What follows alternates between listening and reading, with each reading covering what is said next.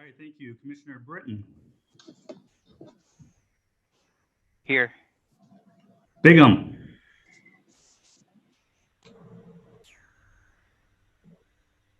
Commissioner Bigham. Oh, there we go. Are Okay, you there, Sarah? You might be on mute. There you go. here I am. There you are. Thank you. Commissioner Frazier. Here. Commissioner Knable. Here. Commissioner Fisher. Here. Commissioner Rasmussen. Here. And Chair Kambata. Here. Next item will be approval of the agenda. At this time, I'll look for a motion. Motion to approve. Motion to approve agenda. We had a motion to approve from Commissioner Knable. Do we have a second? Second. Is that from Rasmussen? Correct. We have a second from Commissioner Rasmussen. At this time, I'll look to the director for roll call. All right, Commissioner Knable. Here. Commissioner Rasmussen. All those in favor Aye. signify by saying aye. Commissioner Britton. Aye. Commissioner Bigham. Aye. Commissioner Frazier. Aye. Commissioner Fisher. Aye. And Chair Kambata. Aye. Moving on to item 4, open forum. This is an opportunity for anyone to speak on an item that is not already on tonight's agenda.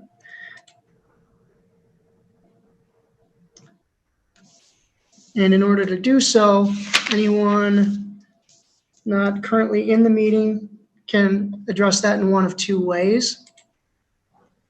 Kind of doing this.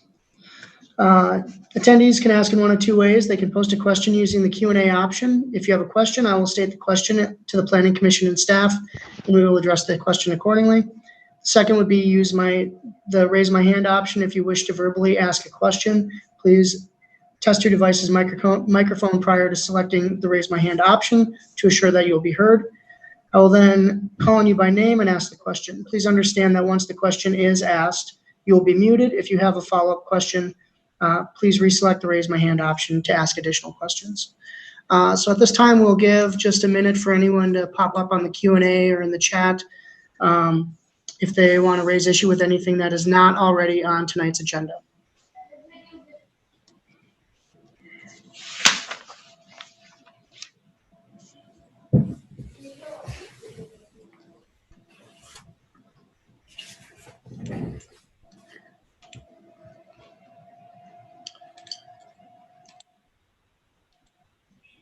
All right, seeing none, we are going to close the open forum and move on to item 5, Chair's explanation of the hearing process. The Planning Commission is a volunteer advisory group to the City Council. One of the Commission's functions is to hold public hearings and make recommendations on land use and zoning matters.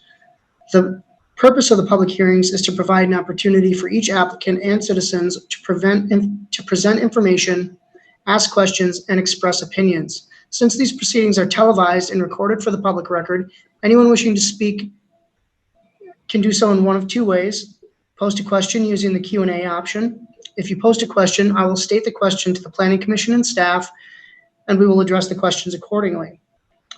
The second option is to use the raise my hand option if you wish to verbally ask a question. Please test your device's microphone prior to selecting the raise my hand option to assure you will be heard. I will then call on you by name and ask the question. Please understand that once the question is asked, you will be muted. If you have follow-up questions, please reselect the raise my hand option to ask additional questions. Staff reports are prepared and provided to the applicant and Planning Commission in advance of the meeting. The first step in the hearing process will be for staff to present a summary of the report. The applicant will then have the opportunity to briefly explain the proposal and provide additional information or comment. Anyone wanting to speak in favor or against the proposal will then be heard. Upon completion of the testimony, the hearing will be closed to the public comments. The Planning Commission will then discuss and act on the matter. The agenda packet is available for viewing on the Cottage Grove City website. The City Council will act on this item at their meeting on Wednesday, August 5th, 2020, which starts at 7 p.m. On to item 6.1, Woerner Septic System. variance 2020-039 with Bria Rains presenting. Thank you, Mr. Chair and commission members. Let me just get set up the shared screen.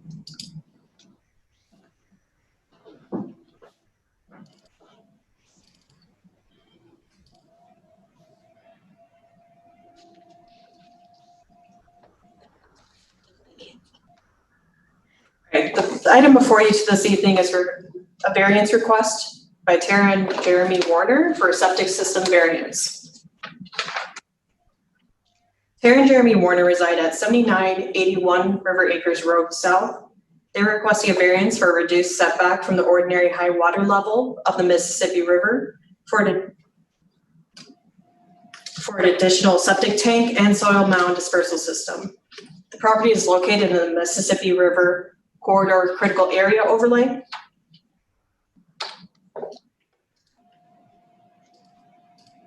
Property is shown in red along the Mississippi River. This is south of the city's business park and in the River Acres neighborhood. The critical area overlay protects the river and the natural environment of the properties within the district. The city ordinance requires 150-foot setback from the ordinary high water level for all septic system components and for the dispersal system to be outside of the floodplain. The ordinary high water level is a maintained elevation where the landscape changes from aquatic to terrestrial. The DNR provided the elevation to be 688.8. Ordinary high water level is shown in yellow along the south property line. The existing infrastructure is 2 septic tanks, 50 feet from the ordinary high water level, and a trench dispersal system, 100 feet from the ordinary high water level. This original system was installed in 1970 prior to any septic system setback requirements. The applicants request an additional septic tank in line with the existing tanks, 50 feet from the ordinary high water level, and to replace the trench dispersal system with the soil mound dispersal system, 100 feet from the ordinary high water level. The changes to the new system are because the Washington County requires a septic tank volume requirement, which the 2 existing tanks do not meet. And the change for the replacement of the trench dispersal system is because the trench dispersal system is no longer allowing water to flow in before being filtered into re-entering the groundwater. The proposed system will be above ground, allowing greater filtration of wastewater before re-entering into the groundwater. No public utilities are available on this property, requiring an on-site sewage system. There is limited area outside of the floodplain. The only viable area for a dispersal system is the northeast corner, and this is where the existing dispersal system is located. I leave you with the staff recommendation that the Planning Commission recommend the approval of the reduced setback for the septic tank and dispersal system from the ordinary high water level. With that, I am available for questions from the Commission. Also, the applicant and the septic designer, Jesse Klopner, are here to answer questions if needed. Thank you very much. Would the applicant like to add anything to the application? That looks great. Thank you. Thank you. Is there any technical information or comment that the septic system designer would like to add? Not at this time. That was very clearly described as what we're trying to accomplish. Perfect. Thank you. Well, at this time, I will open the public hearing on this matter. Anybody wishing to speak for or against the application may do so by using one of 2 methods. You can post a question using the Q&A option. If you post a question, I will state the question to the Planning Commission and staff, and we will address the questions accordingly. If you choose to use the raise my hand option, you can verbally ask a question. Please test your microphone's device prior to selecting the raise my hand option to assure that you'll be heard. I'll then call on you by name and allow you to ask the question. You'll then be muted, and we will discuss from there. If you have follow-up questions, please reselect the raise my hand option. And with that, we will go and see if anyone has anything to contribute. Let's give a minute to see if anyone pops in.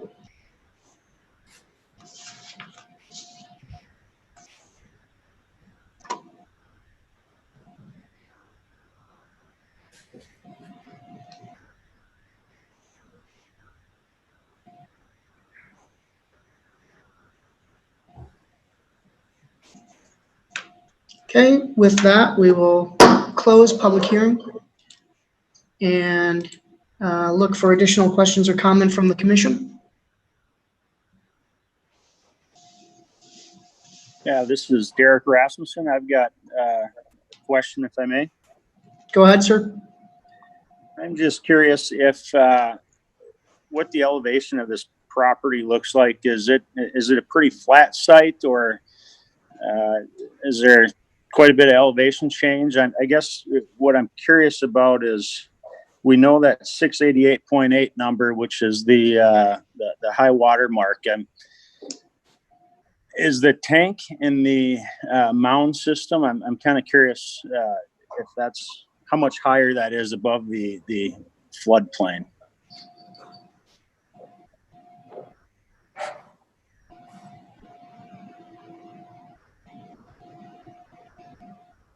That would be a question for staff. Yes, Mr. Chair, members of the commission, this is Emily Schmitz, planner. It might be a good question for the septic designer, Jesse. I don't mean to shove it off on you, but maybe you could give a better idea of what that elevation, it looks like from the image that's in front of us. I would say somewhere around the 700-foot elevation. Does that look appropriate? Yes. Thank you. Yep, that would be, it's actually above that. And the entire elevation difference from where the tanks are to where the mound is I don't have it right in front of me, I was looking for it, is about 4 feet, maybe even 5 feet. So the components that are actually the bigger concern from my perspective was the tanks themselves. They obviously, as you can see in the drawing she has here, they are within the 100-year floodplain. They are located in a lower space, but there has been some mitigation and some, there will be some pieces in the septic tanks to keep it from flooding, as well as back into the house and outside the tanks. There's actually going to be a valve and some things they can shut off so that water can't enter the system or leave if a flood does, reach to the tanks. Okay, thank you very much. Any additional questions or comment from the commission? Or more appropriately, Mr. Rasmussen, did that answer your question? Yeah, I think I got what I'm looking for. It sounds like there is some elevation there, and everything is a few feet above our floodplain elevation. I'm good. Thank you. Thank you, sir. Additional questions or comment from the commission? After reviewing the application, I am in agreement with the condition of practical difficulty for approving a variance of this, or for this type of request, seeing as how, this is of no fault of the homeowner, and in an attempt to bring the system up to our current standard, there needs to be a little bit of a variance in order for them to do that. So I feel comfortable with granting the variance. Is there any other question or comment or opposing view of that from the commission? Seeing none, I guess I'll look for a motion at this time.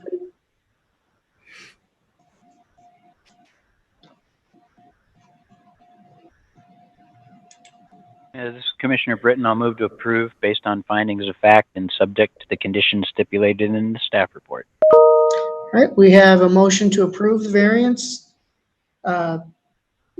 subject to the findings of fact and stipulated on the conditions stated in the staff report. Do we have a second? I'll second. This is Commissioner Fisher. We have a second from Commissioner Fisher. At this time, I'll look to the director for roll call. All those in favor signify by saying aye. All right, Commissioner Britton, Aye. Commissioner Fisher, Aye. Commissioner Bigham, Aye. Commissioner Frazier, Aye. Commissioner Knable, Aye. Commissioner Rasmussen, Aye. and Chair Kambata. Aye. Motion carries. On to item 7, approval of planning commission minutes for June 22nd, 2020. I'll look for a motion to approve. Motion to approve from Commissioner Frazier. Motion to approve from Commissioner Frazier. Do we have a second? Second from Commissioner Bigham. Second from Commissioner Bigham. Any comment or discussion on those planning commission minutes before I go to roll call? All right, at this time, I'll look to the director for roll call. All those in favor signify by saying aye. Commissioner Frazier, Aye. Commissioner Bigham, Aye. Commissioner Britton, Aye. Commissioner Knable, Aye. Commissioner Fisher, Aye. Commissioner Rasmussen, Aye. and Chair Kambata. Aye. Motion carries. On to item 8. We'll start with the recap of July City Council meetings. All right, thank you, Mr. Chair. Since our last meeting on June 22nd, there's only been one council meeting due to the 4th of July holiday, and that was on July 15th. We actually had 6 items pertinent to the Planning Commission on that agenda, first of which being final plat and development agreement, as well as plans and specs for the Langdon Hills subdivision, which was approved by council. The Up North Plastics expansion and conditional use permit and site plan review, which was also approved by council. The Waltersdorf grading CUP, which was approved. The AT&T Meadowgrass water tank cell tower equipment CUP, that was also approved. The variance request for the Schomer residents for their accessory structure and the setback to the bluff line, that was also approved. And finally, the final plat development agreement and plans and specs for Eastbrook second edition, which was approved. So with that, I'm going to turn it over to Council Member Dennis for his updates. Thank you, sir. Thank you, Director Boyk, and good evening, everybody.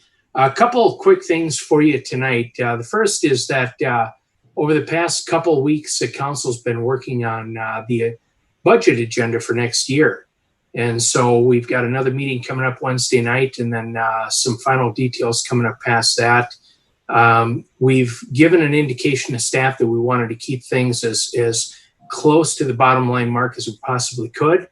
We're looking at right now somewhere around a 2.99%, but the council might take up a little bit of project management, which many of you know and have been around for a while.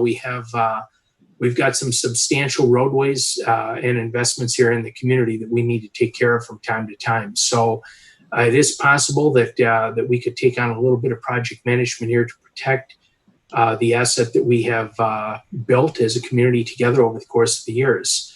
So if that were to happen, my initial instinct is that might add 1% to the levy, which is not bad to take care of doing the maintenance and upkeep that we have to do to protect those assets for the community. And then the second thing I want to do is, this is a little bit different tonight for us, but then again, we're in a different time period. This is a message of information that I would like to share with the community as a whole. And I'm a member of the Chamber of Commerce, and many of our business investors here in town are. And so one of the things that we've been able to accomplish through our chamber is to get about 18,000 face masks that are being donated to the chamber. So there will be 3 businesses that will be volunteering to act as an opportunity for people to come in. We're looking for business structure, first and foremost, to get those masks. It would be Ben Gathy, who owns Culver's, and then our friends down at Merchants Bank, Randy Bachman, and then I have donated myself through my business. We're not promoting the businesses for sales. We're just providing this as an opportunity for people to come in if they need to get some masks, especially for business structures. And what the chamber is asking for is for those companies that come in to provide a business card as a public service to the area. So I will have those at my business as well. So we're doing that to try to help people. We now have, as pretty much everybody knows, the mandate from the governor that we now have to wear masks whenever we go out into public. So this is a really great opportunity to get some masks available that we can hand out to protect customers and people that work in the businesses and things like that. So I really commend the Chamber of Commerce for stepping up hard into that and providing a great service to the community that we're happy to bring forward. So that's what I have for tonight. And if there's any questions that any of you might have of me, I would be more than happy to do my very best to address them. Thank you, sir. I appreciate your time. Do we have any questions from the commission for Councilman Dennis? Okay. Next, we'll move on to 8.2, response to Planning Commission inquiries. All right, thank you, Mr. Chair. We have one response, which we prepared a memo for. And that was regarding to our trail crossing policy. We do have Amanda Meyer, the Assistant City Engineer, on the call as well. If there are any follow-up questions to her response on that item.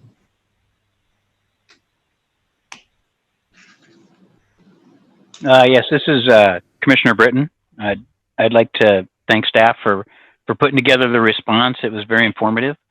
I noticed, that there was a mention of potential crosswalk striping, which, that may or may not cause a significant change. My main and I understand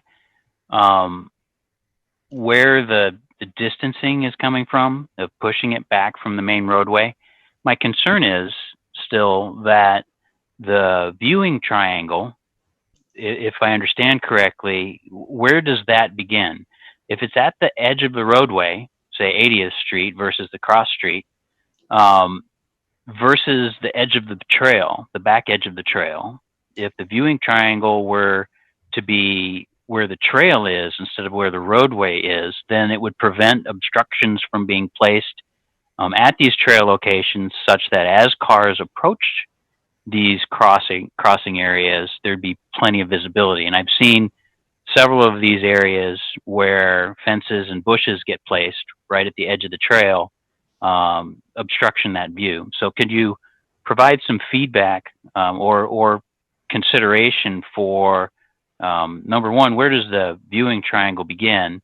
And is there a possibility to incorporate the back edge of the trail into that viewing triangle, such that regardless of how far the trail gets pushed back, we still get an adequate viewing angle of pedestrians as cars are approaching the crossing area? Chair Kambata, Commissioner Britton, I can take a stab at this one, and Amanda certainly jump in. I do know from a zoning perspective, the site triangle starts at the property line, so that would be the inside of the trail versus the actual roadway. Now, there may be some instances in town where there's some existing fences that either predated that ordinance or snuck in without meeting that requirement, but I do know typically the code language states that view shed starts at the property line, which would be on the inside of the trail. Director, if I'm not mistaken, is that a 10-foot, like a 10-foot line of sight from the corner property line? Generally speaking, it's 25 feet. Now, I don't know specifically for Cottage Grove, but I know that for other communities that I work for, it's generally a 25 feet back. So you'll basically go 25 feet from that corner of that property along both streets, and then you draw that triangle where it's supposed to be unobstructed. So would it be 25 feet along the trail and 25 feet along the roadway going back into the, say, subdivision? Correct. And Planner Schmitz, I don't know if you know off the top of your head. I suppose I could try to pull it up. And certainly we can provide another response on that next month, what that specific distance is. But Emily, do you have any idea specifically on what that number is for Cottage Grove? Yeah, Mr. Chair, members of the commission, I guess I can only add our standard for fences on a corner property. Typically, it's from the front property line and the side property line where we require that clear view triangle. I just can't, unfortunately, think of a spot in town where we've required the clear view triangle in the rear yard per se. I guess that's how I'm thinking of it. If the trail is running along 80th Street, it's running along the rear yards of these lots. I guess I hope that I'm following the question appropriately, and that would be my input as far as what is set in stone in the zoning code. Yeah, so maybe it makes sense. We can again follow up next month with specifically how that site triangle is laid out in the code and follow up if there's any additional questions to that. I'd appreciate that. Thank you. Yeah, not a problem. Thank you, Commissioner Britton. Thank you, Director. Is there any other follow-up questions regarding that memo? Okay, on to item 8.3. Are there any planning commission requests for staff? Additional planning requests for staff? All right, seeing none, I will look for a motion to adjourn.